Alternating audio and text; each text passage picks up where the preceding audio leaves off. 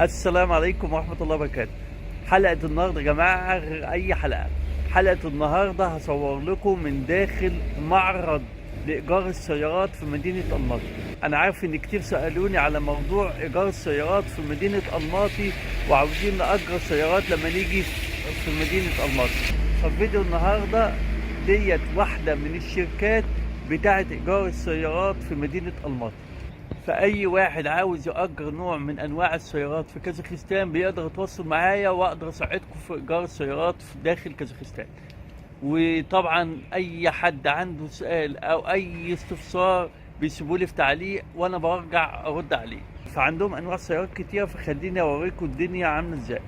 هتلاقي في شركة تأجير السيارات عربيات كتيرة مختلفة وأنواع كتيرة.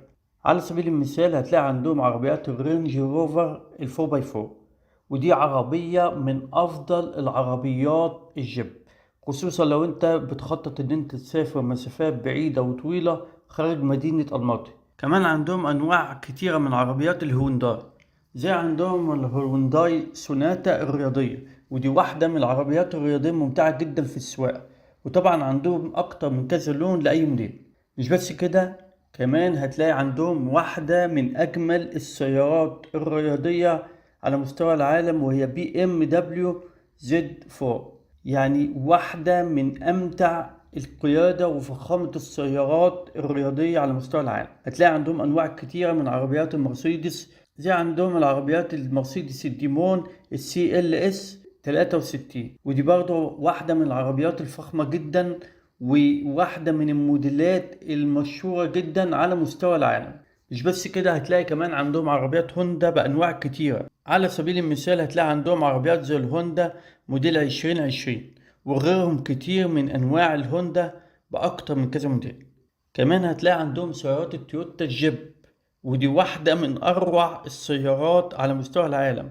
هتلاقي عندهم اللاند كروزر 300، ودي واحدة من العربيات الفخمة جدا وممتعة جدا في السواقة ومريحة جدا، بالإضافة كمان لعدد كبير من أنواع السيارات المختلفة والحديثة جدا في الشركة. بس على السريع كده يا جماعة، حبيت ان انا اقول لكم على حاجة مهمة. طبعا عشان اي واحد يأجر سيارات في كازاخستان عندك اختيارين. اول اختيار، لو انت اللي هتسوق بنفسك، بياخدوا صورة من الباسبور بتاعك وصورة من رخصة السواقة الدولية، وكمان طبعا بياخدوا جرانتي للسيارة.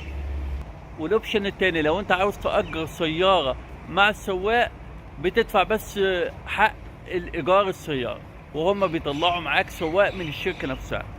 في نهاية الفيديو يا ريت لو الفيديو عجبكم يا ريت تدعموني باللايك وتشتركوا عندي في القناة، ولو عندكم أي سؤال أو أي استفسار يا ريت تسيبولي في تعليق. شكرا ليكم وبشوفكم حلقة جديدة إن شاء الله، والسلام عليكم ورحمة الله وبركاته.